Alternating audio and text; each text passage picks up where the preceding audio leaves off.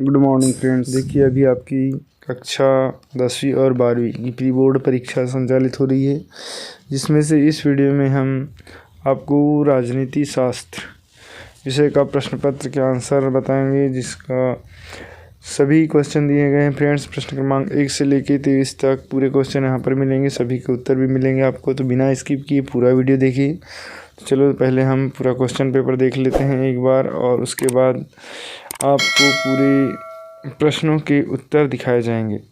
ठीक है, यहाँ पर देखिए ये पूरे सवाल दिए हुए हैं प्रश्न क्रमांक 23 तक। इसके बाद यहाँ पर देखो इसमें पूरे प्रश्नों के क्या है उत्तर दिए हुए हैं। राजनीतिक विज्ञान, ठीक है, पहले का क्या आ जाएगा, सही विकल्प चुनकर शीत युद्ध का चरम बिंदु था, तो इसका उत्तर हो गया क्या है, क्यूबा मिसाइल संकट। ठीक, क्या दिया है, क्यूबा मिसाइल संकट। दूसरा दिया है सोवियत संघ के अंतिम राष्ट्रपति थे, उत्तर है मिखाइल गोर्बाचोव। नेक्स्ट है अमेरिका की किस राष्ट्रपति को शांति का नोबेल पुरस्कार प्रदान किया गया, तो बराक ओबामा को। चौथा है कांग्रेस के संस्थापक थे, उत्तर है ए.ओ. ह्यूम। पांचवा सिक्किम भारत का राज्य बना, 22वां राज्य बना। फिर है यूरोपीय यूनियन की मुद्रा है यूरो। रिक्त स्थान की पूर्ति कीजिए। पहले आर्मन के संस्थापक सदस्य देशों की संख्या है, आसियान के सदस्य देशों की संख्या है 8। फिर है दूसरा रिक्त स्थान है विश्व पर्यावरण दिवस खालिस्तान को मनाया जाता है, तो ये 5 जून को मनाया जाता है। फिर है स्थापना के समय सार्क सदस्यों राष्ट्रों की संख्या थी 7 थी। यूनिसेफ का मुख्यालय कहाँ है, न्यूयॉर्क में है। स्वतंत्रता के समय भारत में देशी रियासतों की संख्या कितनी थी, 565 थी। फिर संपूर्ण क्रांति का आह्वान खालिस्तान के द्वारा किया गया था, तो जयप्रकाश नारायण के द्वारा किया गया। फिर नेक्स्ट क्वेश्चन है कि ई.बी. रामास्वामी नायकर को खालिस्तान के नाम से जाना जाता है, तो इनको जो है पेरियार के नाम से जाना जाता है। ठीक है, पेरियार के नाम से जाना जाता है। फिर नेक्स्ट क्वेश्चन आ जाता है हमारे पास, सही जोड़ी बनाइए। तो सही जोड़ी में देखिए फ्रेंड्स, ये लिखा हुआ है आपके पास, CBTB निषेध संधि 1996, आसियान की स्थापना 1949। दूसरा है बोले वैश्विक क्रांति 1917 में, और सोवियत संघ का अंत 1991 में। दक्षिण की स्थापना 1985, और राज्य पुनर्गठन अधिनियम 1956। ठीक, अब नेक्स्ट क्वेश्चन देखते हैं। प्रश्न क्रमांक क्या लिखा है, एक वाक्य में उत्तर दीजिए। तो मैडम काऊ महामारी से सर्वाधिक प्रभावित देश कौन था, तो जापान और कोरिया। ठीक है, फिर ऑपरेशन फ्लड का संबंध किससे, तो ऑपरेशन फ्लड दूध उत्पादन एवं वितरण से संबंधित है। प्रश्न 3 है, पंचशील सिद्धांत के संबंधित नेता थे, तो पंचशील सिद्धांत से संबंधित जो नेता थे वो नाना पाटिल थे। क्वेश्चन 4 है, गठबंधन सरकार कैसे बनती है, वैश्वीकरण क्या है। इसका उत्तर हो जाएगा, यदि एक पार्टी को स्पष्ट बहुमत न मिल पाए तो अक्सर 2 या 2 से अधिक पार्टियां मिलकर गठबंधन से सरकार बनाती है, इसको हम कहते हैं गठबंधन पार्टी। ठीक है, नेक्स्ट क्वेश्चन है, वैश्वीकरण क्या है।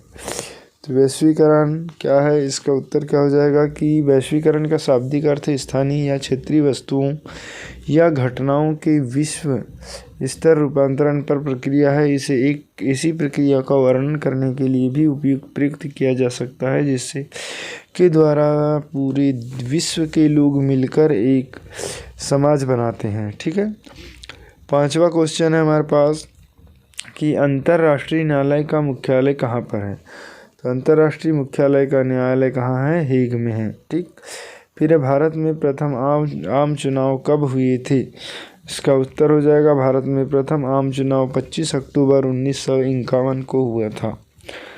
ठीक है फ्रेंड्स, अब नेक्स्ट है सत्य असत्य छाटिए। तो सत्य असत्य में देखो, पहला क्वेश्चन है, पृथ्वी सम्मेलन का आयोजन जापान में हुआ था, तो ये असत्य हो जाएगा।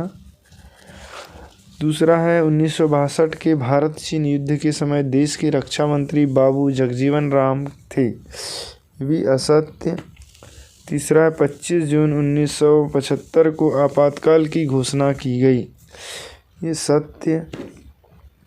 फिर है जय जवान जय किसान का नारा लाल बहादुर शास्त्री ने दिया था, ये भी सत्य हो जाएगा। फिर है पीटीआई एक्ट 2005 में बना है, तो ये सत्य है।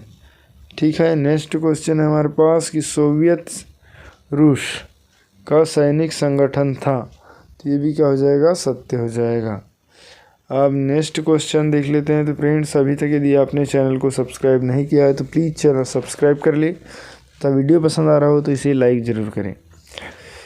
अगला प्रश्न है शीत युद्ध क्या है, तो शीत युद्ध का आंसर हो जाएगा द्वितीय विश्व युद्ध के बाद के काल में संयुक्त राज्य अमेरिका और सोवियत रूस के बीच उत्पन्न तनाव की स्थिति को शीत युद्ध के नाम से जाना जाता है। इन दोनों पक्षों में आपसी टकराव आमने सामने कभी नहीं हुई, पर ये दोनों गुट इस प्रकार का वातावरण बनाते रहे कि युद्ध का खतरा सदा सामने दिखाई पड़ता रहा था। इसे ही शीत युद्ध कहा गया। नेक्स्ट है नाटो का पूरा नाम, तो नाटो का जो पूरा नाम है नॉर्थ अटलांटिक ट्रीटी ऑर्गेनाइजेशन है, उत्तर अटलांटिक संधि संगठन है। नाटो की स्थापना 4 अप्रैल 1949 में हुई और इसका मुख्यालय ब्रुसेल्स बेल्जियम में स्थित है। यह एक अंतर सरकारी सैन्य गठबंधन है। इसे उत्तर अटलांटिक अलायंस भी कहा जाता है। इसके सदस्य देशों की संख्या 29 है। नाटो का उद्देश्य इसकी सदस्य राष्ट्रों की राजनीतिक और स्वतंत्रता और सैन्य सुरक्षा को बनाए रखना, यूरोप पर आक्रमण के समय अवरोधक की भूमिका निभाना, सोवियत संघ के पश्चिम यूरोप में तथाकथित विस्तार को रोकना, युद्ध की स्थिति में लोगों को मानसिक रूप से तैयार करना और पश्चिम यूरोप के देशों को एक सूत्र में पिरोना, ये सभी इसके आंसर है। ठीक, अब प्रश्न क्रमांक 9, तो प्रश्न 9 का उत्तर है क्वेश्चन 9 कि शिमला समझौता कब और किन किन देशों के बीच हुआ, तो इसका जो आंसर हो जाएगा क्या हो जाएगा, 2 जुलाई 1972 को प्रधानमंत्री इंदिरा गांधी और पाकिस्तान के राष्ट्रपति जुल्फ़िकार अली भुट्टो द्वारा हस्ताक्षरित शिमला समझौता 1971 के युद्ध के परिणामों को उलटने की मांग वाली एक शांति संधि से कहीं अधिक था। शिमला समझौते में भारत और पाकिस्तान दोनों देशों के साथ समझौते में सिद्धांतों का एक समूह शामिल है जो एक दूसरे की संप्रभुता, क्षेत्रीय अखंडता, संप्रभु समानता, हर दूसरे के आंतरिक मामलों में गैर हस्तक्षेप, हर दूसरे की राजनीतिक स्वतंत्रता और एकता के लिए सम्मान पर जोर देता है।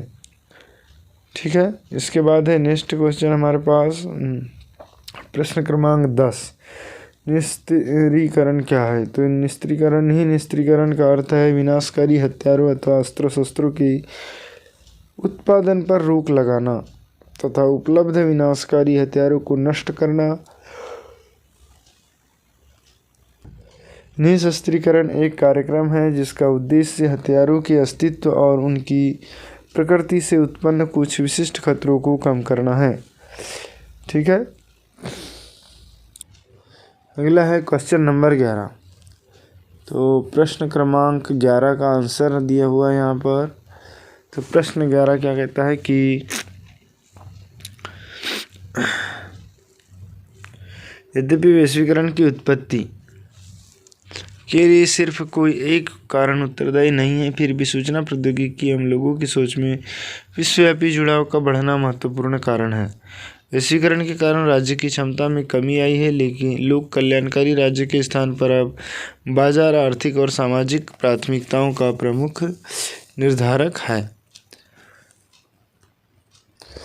क्वेश्चन नंबर 12 है भारत के प्रथम चुनाव आयुक्त कौन थे, तो उत्तर हो जाएगा सुकुमार सेन। ठीक है, क्वेश्चन नंबर 13, तो क्वेश्चन नंबर 13 में लिखा दल बदल, तो उसका उत्तर हो जाएगा फ्रेंड्स किसी विधायक का किसी दल की टिकट पर निर्वाचित होकर उसे छोड़ देना और अन्य किसी दल में शामिल हो जाना, किसी दल को छोड़ने के बाद विधायक का निर्दलीय रहना, ये सभी दल बदल में आता है।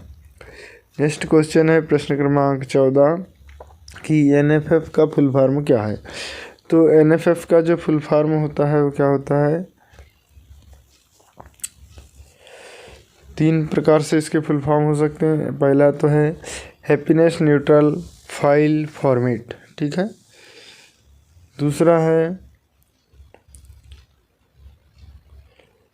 World toolkit neutral file format, और तीसरा है नो फॉल्ट फाउंड, ठीक है। तो ये 3 फुल फॉर्म आप लिख सकते हैं। फिर क्वेश्चन नंबर 15। तो क्वेश्चन नंबर 15 में देखिए क्षेत्रीय दलों के नाम बताना है। तो इसमें क्षेत्रीय दलों के हम नाम बता सकते हैं आप अपने क्षेत्र की। भारतीय अम्बेडकर पार्टी, भारीपा बहुजन महासंघ, भारतीय बेरोजगार मजदूर किसान दल, भारतीय पिछड़ा पार्टी, BC यूनाइटेड मोर्चा, भ्रष्टाचार विरोधी दल, भारत दल, भारत विकास पार्टी, ये जो है क्षेत्रीय दल है। फिर अगला क्वेश्चन है प्रश्न क्रमांक 16 शॉक थेरेपी के परिणाम। तो जो इतिहास की सबसे बड़ी जो गराज सेल के नाम से जाना गया है और निजीकरण के कारण भूतपूर्व सोवियत संघ के गणराज्य के अमीर तथा गरीबों को लोगों को बीच असमानता और अधिक हो गई थी। 90% लोगों को बहुत कम दामों में निजी कंपनियों को बेच दिया गया। और अगला पॉइंट हो जाएगा इसमें अमीर व गरीब की खाई ज़्यादा बढ़ने से गरीब लोगों के बीच असंतोष की भावना का विकास हुआ। नेक्स्ट है 1890 की तुलना में 1999 तक सकल घरेलू उत्पाद GDP का प्रतिशत नीचे गिरना। और लास्ट है मुद्रास्फीति का बढ़ना व रूसी मुद्रा का रूबल कर मूल्य में गिरावट होना। ठीक है फ्रेंड्स, अब यह है क्वेश्चन नंबर 17 का आंसर। आसियान विजन 2020 की मुख्य बातें निम्नलिखित है।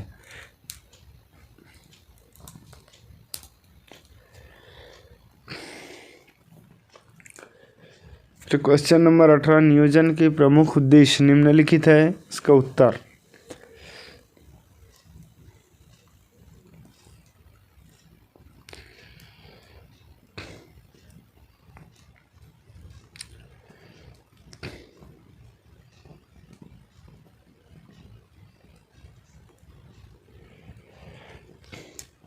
क्वेश्चन नंबर 20 शीत युद्ध के उदय होने के कारण। तो शीत युद्ध उदय होने के कारण यहाँ दिए गए हैं आपको 3 कारण हैं, 3-4 कारण। जैसे पहला कारण है ऐतिहासिक कारण, दूसरा है द्वितीय मोर्चे का प्रश्न, तीसरा है युद्धोत्तर उद्देश्य में अंतर, चौथा है सोवियत संघ द्वारा अल्टा समझौते की अवहेलना, और 5वां हो जाएगा रूस द्वारा बाल्कन समझौते का अतिक्रमण, 6वां ईरान से सोवियत सेना का न हटाया जाना, और 7वां है यूनान में सोवियत संघ का हस्तक्षेप, 8वां है टर्की पर सोवियत का दबाव, 9वां परमाणु बम का आविष्कार,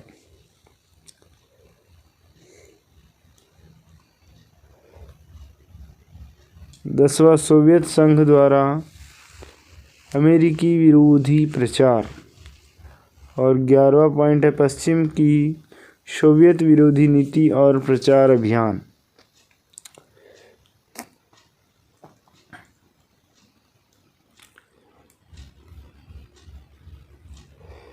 अगला है फ्रेंड्स अंतर्राष्ट्रीय राजनीति पर शीत युद्ध के प्रभाव अथवा शीत युद्ध के परिणाम।